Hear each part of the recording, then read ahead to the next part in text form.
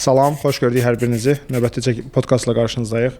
Bugün qonağım tələbəmiz Adildir. Salam Adil, xoş gördük. Çox sağ olun, sağ olun. Zəhmət olmasa qısa özün haqqında məlumat ver, sonra davam eləyək. Yəni mən uşaqlıqdan fizikaya çox böyük bir marağım var idi. Yəni uşaqlıqdan həmişə niyə sualını vermişəm və belə yavaş-yavaş 6-cı, 7-ci sinifdə bir dostum mənə bir Stephen Hawking'in Vaxtın qısa tarixi kitabını hədiyyə eləmişdi. Uşaq üçün çox çətin kitab idi, düzdür. Amma onu oxudum 1-2 ilə, düzdür. Yəni 10%-ni də başa düşsəm, yenə də mənim fikrimcə çox böyük bir əhəmiyyəti oldu mənim inkişafımda. Yəni bu səbəbdən yəni fizikaya uşaqlıqdan çox böyük bir marağım var. Babam da mühəndis olub və sonra deməli fizika dərslərində müəllimə ilə 45 dəqiqənin 30 dəqiqəsini biz mənim suallarım barədə diskussiya eləyirdik. Biraz çox maraqlı idi. Yəni sonra 9-cu sinifdə Zərifə Əliyeva liseyinə keçdim. Orada da RFO ilə rastlaşdım və getdim iştirak elədim. Yəni hazırlaşmamışdım. Getdim finala çatdım, amma təəssüf ki 9-cu sinifdə medal ala bilmədim və belə deyək də çox özümü pis elədim. Yəni ki belə sadə bir fikir var idi beynimdə. Və kimsə eləyə bilirsə, mən niyə eləyə bilməyim onu? Yəni və 10-cu sinifdə bildim ki, bizdə liseydə bir dənə müəllim var, Rəşad müəllim. Onunla tanış oldum və onunla hazırlaşmağa başladım. Və 10-cu sinifim məndə belə yadımdadır ki, yəni bütün gün otururdum. Bizdə fizika laboratoriyası var, dalında da avadanlıqlar üçün otaq var. Bütün yəni günü orada otururdum. Bir dənə stol var, orada oturub fizika eləyirdim.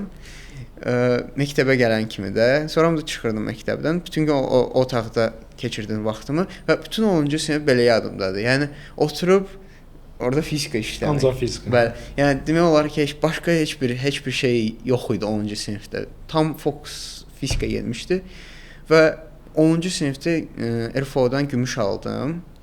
Bir də astronomiya olimpiadasını Azərbaycanda, ondan da gümüş aldım. Amma təəssüf ki, yenə də belə deyək də, ailəmdə çox belə ənənəvi metodla gedirlər. Dim imtahanı ver, icma hazırlaş, dim ver və yəni Azərbaycanda qəbul ol. Yəni mənim valideynlərim də, anam da elə fikirləşirdi.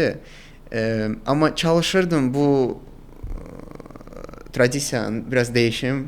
Bəli, ənənəni dəyişim və yavaş-yavaş yəni anam gördü ki, yəni fizikada alınır və amma təəssüf ki, yenə də biraz belə deyək də xaricdə təhsil üçün hazır deyildim. Hazırlaşmamışdım. Və həm də beynəlxalq olimpiadalar barədə çox belə deyək də bilgim yox idi. Amma ona görə 10-cu sinifdə mənə heç seçməyə çağırmamışdılar, ikinci seçməyə. Yəni beynəlxalq fizika olimpiada üçün. Birinci seçməyə çağırmamışdılar, ikincini öyrəndim, getdim və o vaxtı eksperiment də var idi, teori də var idi. Eksperimenti hamıdan yaxşı yazdım, yadımdadır.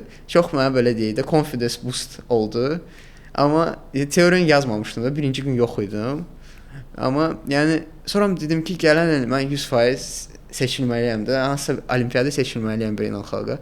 Və belə oldu ki, 11-ci sinifdə International Physics Olimpiada seçildim, komandaya düşdüm. Bir də International Olympiad on Astronomy and Astrophysics. Bir də ora seçildim, komandaya düşdüm. Və beynəlxalq olimpiadada biri İranda idi, İsfahanda, biri də Braziliyada, Rio de Janeiro'da keçirmişdi. İkisindən də honorable mention aldım. Yəni təəssüf ki, çox belə regret elədiyim şey, şansım olsaydı, yeganə şey dəyişmək istəyən şey olardı ki, qayıdıb gedib medal alım IFO-dan. Amma təəssüf ki, heç bir şey dəyişmək olmayacaq. Amma yəni belə bir həyatda dərs kimi oldu mənə ki. İndi hara gedirsən? İndi isə Imperial College Londona qəbul olmuşam. Aeronautical Engineering. Okay. Gəl əvvəldən başlayaq. Sən Zərifə Əliyevanın liseyə qədər harda oxumusan? 20 nömrəli məktəb. Və o dövrdə normal məktəb kurikulumunu təqib edirdin, belə anlayıram ki, 6, 7, 8 sinifdə. Yəni heç bir olimpiada qoşulurdum, amma yəni hələ belə olmuşdu, belə yönəmli bir yol yox idi. Okay. Əla. Mən istərdim ki, biraz mənim kimi söhbətin biraz çölündə olanlar üçün aeronautical engineering-in nə olduğunu da izah eləyərdin ki, aydın olsun ki, Imperialda növbəti 4 ildə nə oxuyasan? Deməli, aeronautical engineering əsasən atmosferdə uçan obyektlərin öyrənməsidir. Yəni məsələn pualar amma əsasən də təyyarələr və təyyarələrin dizaynı, təyyarələrin mühərriklərinin dizaynı. Yəni məsələn və bu təyyarələrin quruluşu və simulyasiyalarının aparılması da o da aiddir buna. Və Imperialda dünyada ən yaxşı universitetlərin biridir ki, bu sahəni orada oxumaq. Yəni məsələn olan avadanlıqlar çox yaxşıdır və məsələn iki dənə fully funded extracurricular activity var. Rocketry Challenge var. US Rocketry Challenge. Və bir arzum da orada iştirak eləməkdir. Bəli.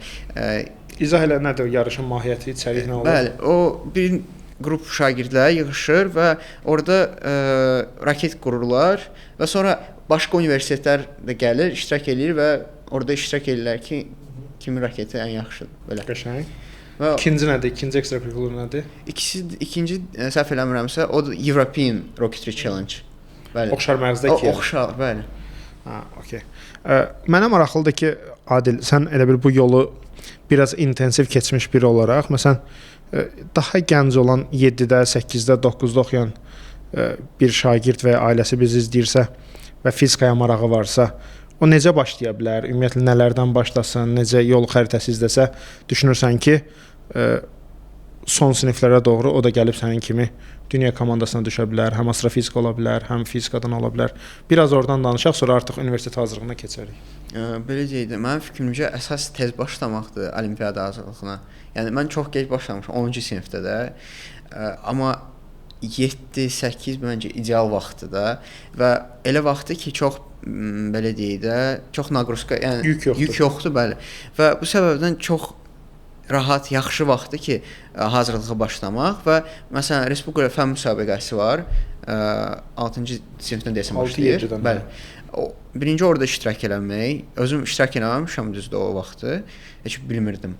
Amma orada məncə birinci iştirak eləmək. Sonra internetdə indi çoxlu resurslar var. Həm də WhatsApp qrupları var. Fizika olimpiyada üçün, hər bir olimpiyada üçün orada uşaqlar arası belə deyək də faydalı resurslar paylaşılır. Həm də özümün yaratdığı Google Drive-lar var ki, fizikaya aid və astrofizika, astronomiyaya aid hansında ki resursları bir yerə yığmışam, toplamışam və bunları məsələn istifadə etməyi özüm də paylaşmışam o qruplarda ki, yəni kimə lazımdır istifadə edə bilsin. Uyğun olsa biz elə videonun altına qoyarıq, uyğun olanları götürər. Bəs mənbə olaraq məsələn aşağı siniflərdə yerli kitablardan mı başlamaq lazımdır, yoxsa birbaşa başlayanda xarici kurikulumdan mı yəni bir təxmini elə bil o PDF Drive-da olanlardan biraz danışsan ki, bunlar da yerli kontentdirmi, yoxsa birbaşa xarici kontentdən başlamaq? Təəssüf ki, yerli kontent çox azdır. Yəni mən bilən olimpiyada üçün Abdullayev adlı bir kitab var. Özüm oxumamışam heç. Çünki yəni rus sektorunda oxumuşam və rus dilində çoxlu resurslar var. Və özüm yəni əsasən rus dilində kitablar işləyirəm və axır 2 il ingilis dilim yaxşı olduğuna görə ingilis dilində başladım kitabları istifadə etməyə və bu drive-larda da resurslar əsasən rus dili teori kitabları, məsələ kitabları və ingilis dilində. Bizdə uşaqlar, olimpiyada uşaqlar əsasən ingilis dilində resurslar istifadə edir. Amma eyni vaxtda mən özüm maraqlanmışam. Məsələn, Qazaxıstan komandasından, onlar da yəni yaxşı nəticələri var. Onlar əsasən rus dili resurslardan istifadə edirlər fizika hazırlığı. Məsələn, İrodov kitabından, oradan teoriya oxuyub, sonra praktika üçün də götürüb hələ IFO-nun öz mocklarını, pass paperlarını işləyirlər və yəni silver alırlar da Qazaxıstan komandası. Yəni demək olar hamısı belə. Başa düşdüm. Və sən neçənci sinifdən etibarən artıq həm də universitetləri düşünməyə başladın. Yəni bu fizika ilə bərabər belə anlayıram ki, ilk öncə plan Azərbaycan idi. Bəli. Valideynlərinizin də istəyi ilə. Bəli. Deməli, adam görür ki, yəni yavaş-yavaş özüm də olimpiyadalarla maraqlanıram və təəssüf ki, gec başladım və 11-ci sinifdə demək olar ki, başladım da bu prosesə. Yox, 11-ci sinifin ortasında SAT verdim, amma heç bir universitetə apply eləməmişdim. 11-in mart ayı idi desən səhv eləmirəmsə, Rufda proqram var, scholarship proqramı. Ora qoşuldum və başladım sizinlə işləməyə. Yəni uje bir məktəbi bitirdim. Ufaz Universitetinə qəbul aldım ki, bir il burada gap year kimi oxuyum. Və artıq 11-dən sonra başladım universitetlərə apply eləməyə. Yəni gec əslində. SAT-dən nə yığmışdın, onu da deyərdin? Yəni apply elədiyim 1520. 1520. IELTS balı 7.5. Başqa nə balların var idi? Başqa deməli şeyin Imperial üçün özü üçün imtahan var e-SAT qabağında e. Ondan mən o vaxtı Amerika üçün də məktublar yazırdım və heç hazırlaşmadım. Çox pis yazdım da bu imtahanları və heç inanım da yox idi ki, Imperial mənə şərti qəbul verə bilər. Deməli bu imtahanları verdim və sonra onun içəriyi nə idi? İçəri deməli bu bir dənə səhv eləmirəmsə 2 dənə riyaziyyat, matematik 1, matematik 2, bir də fizika idi. Belə 3 suallar idi. Bəli. 3 dənə sual idi. Yox, 3 dənə imtahan. 3-6 imtahan. Okay. Bəli. Və oradan pəs oldu. Elə çıxırdı. Yəni orada bal 9 bala qədərdir.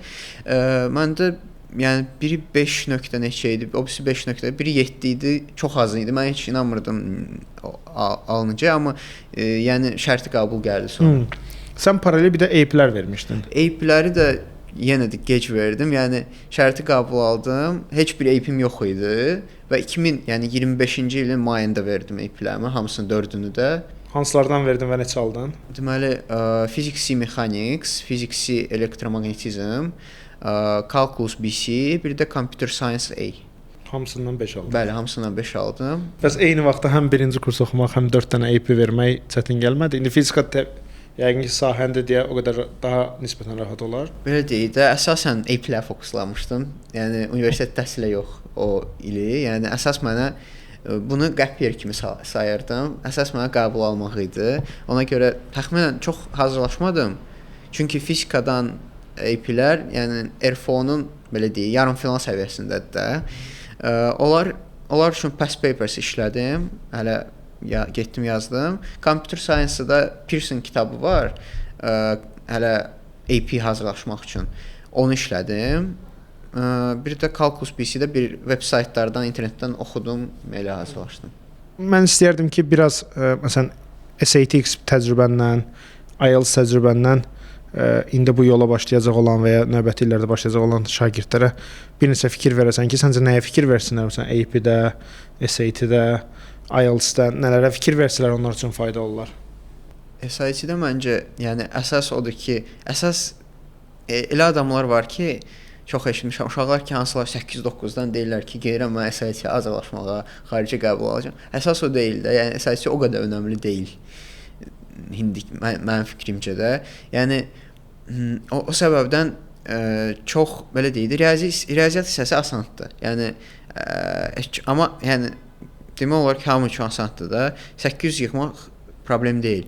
Verbal hissəsi problem olur. Verbaldakı çox maraqlı, məncə əsas belə deyək də, maraq tapmaq da orada hazırlaşmaq üçün. Biraz daha izah elə. Belə deyək də, deməli verbal ingilis dili olsa da əslində ingilis dili deyil. Belə deyək, deduktiv metodlar, belə deyək, logika aid bir şeydir. Yəni siz fikirləşməlisiniz ki, hansı düşünməlisiniz, çox düşünməlisiniz orada və o düşüncə əslində yoxdur mənim fikrimcə. Əsas ingilis dili də heç deyil. Düzdür, ingilis diliniz yaxşı olmalıdır ki, onu eləyəsiniz, amma logikasız belə deyək də alınmayacaq da. Ona görə o fikirdən elə düşünmək lazımdır ki, bu ingilis dili deyil də, sadəcə bu düşünməni yoxlayır. Critical thinking. Bəli, o da. AP-lərdə bu 4 AP-nin olmasına necə qərar verdin? Bu Imperial'ın requirementları idi, yoxsa sən özün uyğun seçdin? Deməli, bu Imperial College 2 dənə aeronautika 2 dənə istəyir və 2 dənə əlavə, 2 dənə əsas Calculus BC, bir də Physics-dan bir dənə fən və 2 dənə əlavə ona related subjects istəyir və özüm də yəni seçdim ki, Physics dediklərimi verim belə. Bəs indi bizi izləyənlərə maraqlı ola bilər deyə sən həm deməli 12-ci sinif oxuyursan Ufazda, həm o ESAT-ni verdin, həm də 4 dənə AP verdin. Bu hamısı Imperialın requirement-ıdırmı? Yəni yoxsa bu necə oldu ki, proses, yəni Imperial tam olaraq bachelor birbaşa götürmək üçün tələbləri necə idi sənin halında? Yox, mən özüm 12-ci sinif yoxdur, yəni foundation da düzdür o fazda, yəni amma onu təəssüf ki, apply eləməmişdim keçən il. Ona görə oxumaq məcburiyyətində idim. Yəni o heç bir aidiyyəti yoxdur. ESAT-ni vermək də o məcburdur. Imperial üçün, bir də Cambridge üçün səhv eləmirəmsə, ikisi üçün lazım olan imtahandır. Və Engineering and Science test nəsə belə bir açılışı var. Və yəni bu requireddir Imperial üçün. Bir də 4 dənə AP də requireddir. Yəni nə lazımdır, ancaq onu eləmişəm də, belə deyək. Tələb olunanlar. Tələb olunan, bəli. Ha, okey. Bizi izləyən məsələn şagirdlərə məncə həm də maraqlı olar ki, RFO-da medal almaq bir challenge-dır, yəni bir çətinlikdir. Orada 30 şagird qalib olur və ya 40 şagird qalib olur. Amma dünya komandasına düşmək artıq bu sayı kifayət qədər azalır da, gəlir 5-ə çatır. 5-də fizikada yanılmamsa. 5. Bu o kütlənin içindən 5-yə düşmək başqa nə etmək lazım olur ki, medal almaq, məsələn siz gümüş almısınız, amma gümüş alıb sonra komandaya düşmüşdünüz. O necə bir prosesdir ki, orada nəyi biraz daha çox eləmək lazımdır və ya nəyə fikir vermək lazım olur ki, gəlib RFO səviyyəsindən dünya komandasına düşmək, sonra da gedib honorable alma nöqtəsinə gəlmək üçün o biraz da o yol xəritəsindən danışardınız. Deməli 11-ci sinifdə gümüş aldımsa 6-cı idim listdə, yəni 5-ci qızıl idi. Və sonra məncə əsas çox işləməkdir. Yəni burada başqa bir belə deyək də sir yoxdur. Yəni oturub fokusd və bir dəfə eşitmişdim, deyəsən Napoleon Hill'in kitabında deyirdi ki, bir milyoner adamlar soruşurdu o necə belə milyonçu olub. O da deyir ki, siz məsələn bir şama baxıb 5 dəqiqə fokuslana bilərsiniz, yoxsa yox. Və heç kim eləyə bilmirdi də. Yəni əsas fokusdur, yəni disiplin belə deyək də. İnsanda o varsa məncə çox şeyə layiq ola bilər. Bəlkə də çox da belə deyək zəkalı da olmasa, amma yəni məncə ən əsası həyatda disiplindir. Bu səbəbdən yəni olimpiyadada da bizdə Azərbaycanda da uşaqlar arasında görürəm ki, ən yaxşı nəticələrə layiq olanlar çox disiplin adamlar olur. Yəni belə. Mən istəyirdim ki, sən biraz bizim o BP ilə olan layihəmizə seçilmə prosesindən də danışardın qısaca, hansı etaplardan keçdin və sonra biz artıq gələk sənin bu ilki universitet siyahına və müraciətlərinə. Deməli, orada deyəsən, səhv eləmirəmsə 6 etap var idi. Birinci Google Drive-da form doldurdum, göndərdim. Yəni orada da bəsit bir şeylər ailəm barədə, özüm barədə, nə ilə məşğulam və hansı universitetə planlaşdıram apply eləməyi o barədə idi. Sonra bir neçə etap keçdi. Yəni evimizə də gəldilər, gördülər. Sonra da seçildim. Yəni belə çox məncə sadə, rahat bir yol idi. Məncə sənə rahat idi. Məncə sənə rahat gəlmişdi. İstəyərdim ki, biraz da listin necə oldu? Hansı ölkələr var idi? Hansı universitetlər var idi siyahında və hansı metriksə görə qərar vermişdin ki, o ölkələr olsun və ya o universitetlər olsun? Yəni hansılara apply elədim? Hansılara apply elədik, bəli. Səhv eləmirəmsə, deməli 7 Amerikada top 10-u apply elədim, amma hamısına reject aldım. Yəni o da ki, hələ belə elədim ki, bəlkə də nəsə alınar. Kiminsə xoşuna gələr. Aha, bəli. Sonra Britaniyada UCAS'dan 5 dənə universitet seçdim. Imperial, UCL, Edinburgh, Manchester, bir də Bristol. Orada da Edinburgh, Manchester, ICL-dan şərti qəbul aldım. Vermədi.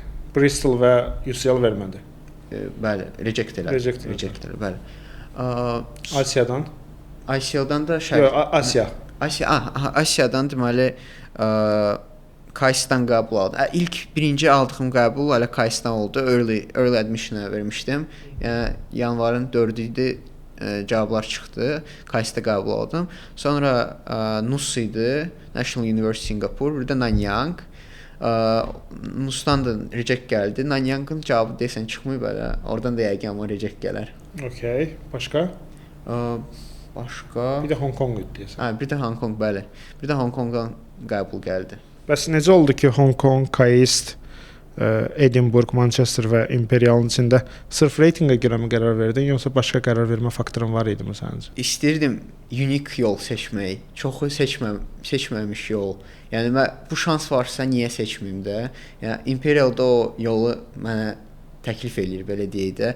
Yəni aeronavtika injiniring, yəni istəyirəm hamı çox vaxt uşaqlar yəni electrical engineering-ə verir, fizikada bizdə. Amma yəni fikirləşirəm ki, niyə də başqa bir majora verməyim də, bir unik yol seçim ki, başqalar çox eləmir bunu Azərbaycanda. Mənim gördüyüm uşaqlar sən sözünə qüvvət ya electrical seçirlər, ya mechanical engineering mekanik seçirlər. Aeronautical engineering çox da belə rast gəlinən deyil. Okay və davamında sən artıq sənin dövlət proqramına da təsdiqin gəlib, biz çəkiliş eləyən vaxtı. İstəyirəm DP-nin müsahibəsinə girdin, girmədin? Bəli, girmişdim. O təcrübəni də bölüşərdin ki, DP-nin müsahibəsi necə oldu, necə keçdi? Deməli 3 nəfər var idi. Neft Fondunun əməkdaş, Turan xanım, Təhsil Nazirliyinin Turan xanım. Bəli, bir də ixtisasıma aid mütəxəssis və çox rahat keçdi mənim fikrimcə. Yəni belə deyək də, məsələn, soruşdular, Neft Fondundan soruşdular, qaydan nə ilə məşğul olacaqsan? Belə planlarımı izah elədim. Sonra mütəxəssis də soruşdu, düzdür, ixtisasıma aid sual vermədilər. Mənə o maraqlı gəldi. Çünki ixtisas məndə çox dardır. Ola bilər bəlkə ona görə, amma riyaziyyata aid suallar yazdı kağızda.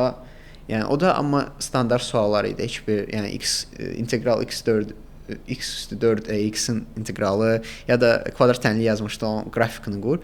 Belə bir şeylər idi.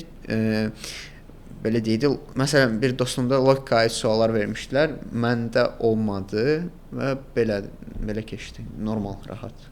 Bayaq biz çəkilişdən öncə 3+1-dən danışdım. Mən istəyirəm ki, Imperialdakı o trackdən də danışardınız ki, 3+1-də hansı opportunityləri verir və ümumiyyətlə indi artıq yəqin gələn ay yavaş-yavaş gedəsiz İngiltərəyə və oradakı planlar, Imperialın verdiyi opportunitylər, belə fürsətlər, biraz o haqqda danışmaq istəyirəm. Deməli, bu belədir ki, 3 il bachelor, 1 ildə master oxumaqdır Imperialda. 4-cü kursda maraqlı odur ki, 2 dənə variant var, seçim. Ya transfer eləmək başqa universitetə, orada oxumaq, ya da internship eləmək. Yəni internshipdə Imperialın yaxşı Rolls-Royce-la, Airbus-la və başqa bir şirkətlərlə əlaqələri var. Yəni belə bir maraqlı, o da bir maraqlı yoldur. Yəni ikisi də maraqlı transfer eləməkdir. Çünki əməkdaşlıq eləyir Imperial yaxşı universitetlərlə və ona görə məncə bu 3+1 də çox maraqlıdır. Odur ki, yəni düzdür, master oxuyuram hələ Imperialda, olsun da, yəni məncə o da çox yaxşıdır. Bizi dinləyənə maraqlı gələ bilər ki, Rolls-Royce nə əlaqə? Yəni ki, Rolls-Royce, aeronavtika, Rolls-Royce normalda biz bahalı maşın olaraq bilirik. Hə, biz maşın kimi bilirik, amma məsələ ondadır ki, bir neçə şirkətin mühərriklərini düzəldən Rolls-Royce-dir əslində və çox da yaxşı mühərriklər düzəldilir və bu səbəbdən yəni onun da əsas aeronautical engineering aidiyyatı belə yaranır. Okay. Mən istəyərdim ki, biraz elə bil biz təxmini sənin qəbul siyahın, ballar, onlardan danışdıq. Amma istəyərdim ki, biraz fizikadan daha çox danışasan. Çünki sən fizikadan yaxşı bir yol izləmisən, indi fizika ilə aşağı-yuxarı davam eləyəsən, fizikanın sənayedə tətbiqi ilə. Mən istəyərdim ki, fizikanın ümumiyyətlə günümüzdə tətbiqi, sənayedə tətbiqi, gördüyün o potensialı barədə biraz daha fizika ilə bağlı az məlumatlı olan tələbələrə, valideynlərə, uşaqlara biraz vizyon olacaq şeylərdən, fikirlərdən bölüşəsən. Uşaqdan beri görmüşəm ki, fizika və riyaziyyat, yəni belə deyək, elm tərəf o həqiqəti əks etdirir. Çünki yəni bu empirik yollarla yoxlanılmış, eksperimentlə yoxlanılmış şeylərdir. Yəni bu özümüzdən düzəldilmiş şey deyil. Yəni riyaziyyat da bəlkə bir eşitmisiniz də, yəni bu riyaziyyat yaranıb yoxsa yaradıblar. Yəni riyaziyyatı kəşf ediblər yoxsa yaradıblar. Bu məsələ var və mənim fikrimcə sadəcə kəşf ediblər, yaratmayıblar. Yəni bu var idi. Yəni mən də fikirləşirəm, yeganə həqiqət ondadır, elmdə uşaqlıqdan fikirləşirəm və niyə məncə ancaq onu öyrənməyə dəyər. Başqa bütün belə deyək, siyasət, humanitar fənlər, onlar hamısı insan tərəfindən yaradılmış və insan arasında baş verən fənlərdir. Amma fizikadır, riyaziyyatdır, o mənə çox ideal gəlir. Bu çox maraqlı pointdir ki, tapılıb, yaranıb, o dediyin nüans çox maraqlıdır. Bəs o bayaq girişdə niyə sualından danışdın? Əslində o niyə o curiosity deyək də, o maraq, o həvəs necə formalaşdı və sən onu necə qidalandırırdın? Yəni sadəcə bunu oxuyaraqmı eləyirdin, yoxsa necə müşahidə eləyirdin? Yəni o daha erkən dövrdə özündə olan o marağı, o belə deyək də fizikaya olan yönəlimi necə kəşf elədin və necə inkişaf elətdirmişdin? Balacalıqda bir neçə bloknotum var idi və orada məsələn nə baş verir, nə hadisə baş verir, onun səbəbini özümdən fikirləşib yazmaq istəyirdim. Yəni çox maraqlıdır. Sadəcə niyə çox şeylər baş verir. Amma bir dənə şey demək istəyirəm ki, məsələn olimpiyada tam elm deyil. Təəssüf ki, bir tərəfdən. Çünki olimpiyada əsasən idman kimidir. Fizika olimpiyadası, ya fərqi yoxdur da, elm olimpiyadası əsasən idmandır. Burada əsas disiplindir. Burada əsas zəka deyil. Burada əsas düşünmə də deyil. Əsas fokuslanmış bir xəritə yoludur. Hazırlanmaqdır da. Yəni hazırlanmaq. Yəni bu elm deyil. Bu əsas fərqdir də. Və amma yenə də olimpiyada qoşulmaqla mən öz belə biliklərimi biraz böyütdüm, amma yenə də heç nə bilmirəm, belə deyil. Yəni bilim heç nə deyil də. Amma yəni bu uşaqlıqdan bu hadisələr niyə baş verir, necə baş verir? Bu səbəbləri öyrənmək çox maraqlıdır. Xalamdan, anamdan soruşurdum, babamdan çalışırdım öyrənmək. Bir də sonra maraqlı kitablar da var idi. Məsələn, bir neçə kitab rekomend eləyə bilərsən, oxuduğun, xoşuna gələn, filmlər də ola bilər də onun. Mən deməli Dune kitabını oxuyanda çox xoşuma gəldi. Orada bir maraqlı bir hissə var. Əsl insan necə olur? Ona görə çox xoşladığım kitablardan biri Dune-dur, Frank Herbert. Bir də Arthur Clarke'ın bir dənə kitabı var idi. Azərbaycanca tam adını bilmirəm. Ruscaya da ingiliscə. Fontanı Raya. Cənnətin fontanı. Bəli, elə bir şey. Cənnətin. O da çox fantastika kitabı idi, amma çox xoşuma gəlmişdi və cəmiyyətin, bəşəriyyətin gələcəyi barədə idi.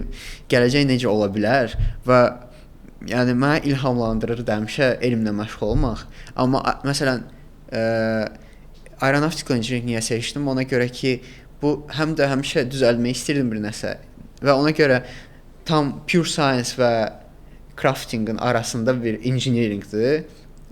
Ona görə belə maraqlı sahələrdən biri mənim fikrimcə aeronavtikaldır. Ona görə onu seçdim. Bəs çox xoşladığın elmlə bağlı ola bilər, hansısa elmi şəxslərlə bağlı hansısa film və ya filmlər var ki, rekomend eləyə biləcəyin, baxmısan və zövq almısan, sənə motivasiya olubdur? Good Will Hunting. Good Will Hunting. Okay. Bir də İqri Razuma. Mind Games. Deyirsən, bəli, çox xoşuma gəlir. Çox gözəl kino idi. Yəni deməli Beautiful Mind çox gözəl film idi. Yəni düzdür, biraz göstərir ki, elmlə məşğul adamlar biraz weird freak olurlar, amma yenə də yəni çox elmin gözəlliyini də göstərir. Orada çox maraqlı hissələr var ki, o necə adi bir hadisədə, məsələn, deməli orada maraqlı bir hissə var. Göyərçinlər necə hərəkət edirlər. Oradan bir riyaziyyata nəsə statistika aid desən, səhv eləmirsən, nəsə fikirləşir main character. Çox xoşuma gəlir ki, həyatda hər bir şeydən elmə aid bir nəsə fikirləşmək olur həmişə. Sadəcə bunu görmək lazımdır. Mən istəyərdim ki, biraz da sənin fikrini alaq. Sən indi müəyyən bir nöqtəyə gəlmisən, top bir universitetə mühəndislik oxumağa gedirsən. Dünyada baş verən bu məsələn süni intellektin sürəti, texnologiyanın dəyişimi, bir sürü sənə bu ümumiyyətlə səncə növbəti 10 ildə, 15 ildə sənin təəssüratın hara gedir və aeronavtikada nəyi dəyişir? Məsələn, dron texnologiyaları çox sürətli inkişaf eləyir. Bunu sənayeyə tətbiq edir. Biraz da istəyərdim ondan bağlı səndən eşidim. Deməli, bir layihə məni maraqlandırırdı. Dronlarla bağlı. Drone 3D printing with drones. Yəni dronların üstündə 3D printer var və bunlar bir constructionda işləyə bilər. Bu sadəcə bir dəfə UPenn-də, Pennsylvania Universitetində baş verib, PhD deyəsən, PhD kimi, project kimi eləyiblər. Amma bu 2-3 il bundan qabaq baş verib. O vaxtı ki, machine learning çox inkişaf eləməmişdi və məncə bu, məsələn, bu layihədə bu printingin inkişafında, yəni daha precision artırılmasında istifadə olunan bilən bir şeydir də machine learning. Məsələn, Boston Dynamics kompaniyası var, onların itləri var, Spot səhv eləmirəmsə adda belədir. Onlar da öz hərəkətini inkişaf etdirmək üçün machine learning istifadə edirlər. Həm də mənim fikrimcə, yəni aeronautical engineering sahəsində də, yəni mühərriklərin inkişafında böyük bir rol oynaya bilər. Bir dəfə də eşitmişəm ki, xəbərlərdə bir AI yaratmışdı, təzə mühərrik yaratmışdı. Belə bir xəbər eşitmişdim. Ola bilər, yəni gələcəkdə də bu sahədə də böyük rol oynayacaq. Amma hələ ki, nəyə yaxşıdır, xoşuma gəlir. AI o qədər inkişaf eləməyib ki, tam insanları bu sahələrdə, mühəndislik sahələrində yerlərindən çıxartsın. Amma yenə də məsələn Gemini fizikanı yaxşı həll edə bilər bir səviyyədə də, tam yox, amma yenə də ChatGPT daha çox insanla ünsiyyət qurur, yaxşı, amma Gemini-də məsələn fizikanı daha yaxşı anlaya bilir. Bəziləri deyilir ki, yaxın 10 ildə, 15 ildə AI-ın bu inkişafı ilə gəlib mühəndisləri də əvəz edəcək. Sən o qrupda deyilsən, düşünmürsən ki, o qədər sürətlə əvəz, yəni 10-15 illik diapazonda əvəz edə biləcəyini düşünmürsən.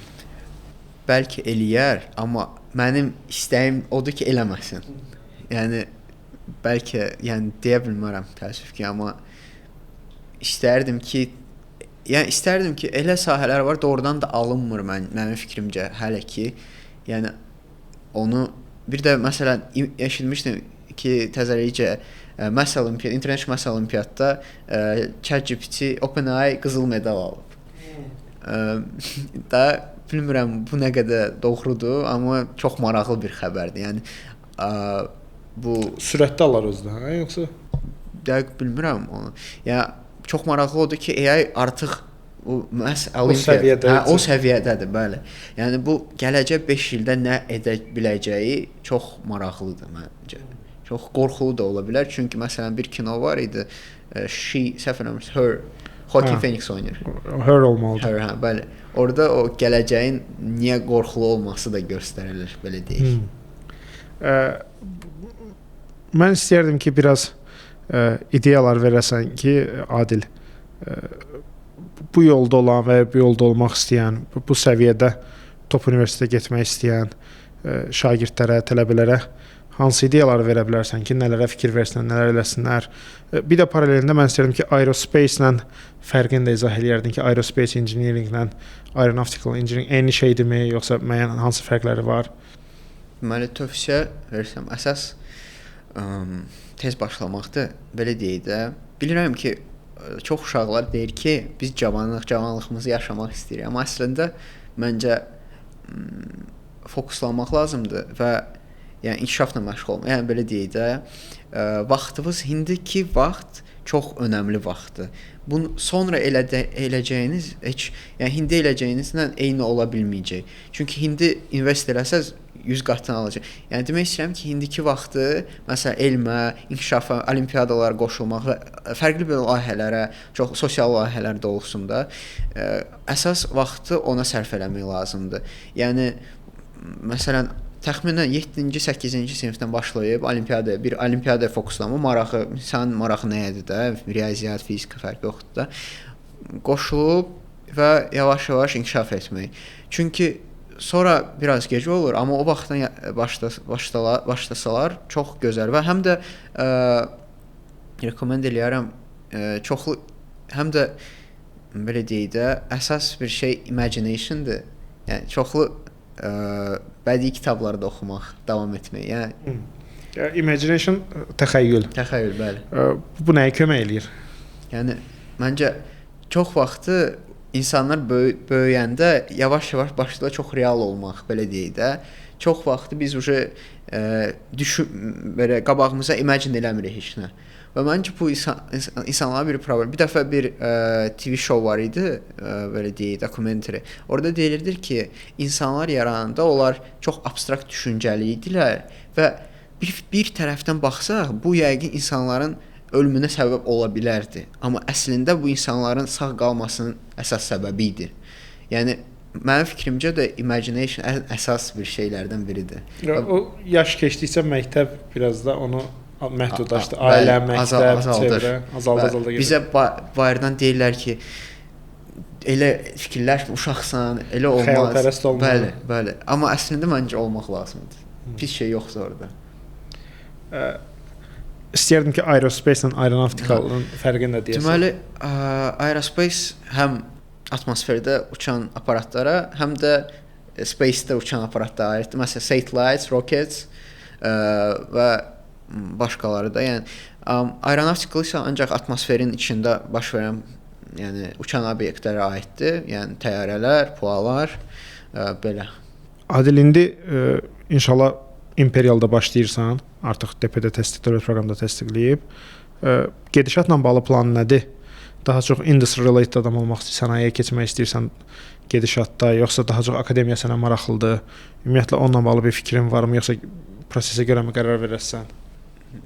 Yəni asılıdır, yəqin ki, proses görə qərar verəcəm, amma hiss olaraq elm daha maraqlı, yəni akademik tərəf daha maraqlı gəlir. Çünki yəni hamı industriya məşğul olmaq qərarındadır, amma yəni elmə daha istəyirəm. İstəyirəm sonra təhsilimi pure physics, yəni belə bu istiqamətdə davam etdirmək. İndi olsa da aeronautical engineering, amma belə o tərəfdə istəyirəm davam etdirmək, çünki özümə maraqlıdır sadəcə, yəni. Mən təşəkkür edirəm sənə. Çox sağ ol. Vaxtına görə sənə bol uğurlar arzulayıram. Ümid edirəm ki, növbəti illərdə artıq Imperial tələbəsi olaraq səninlə çəkiliş eləyərik. Çox sağ olun.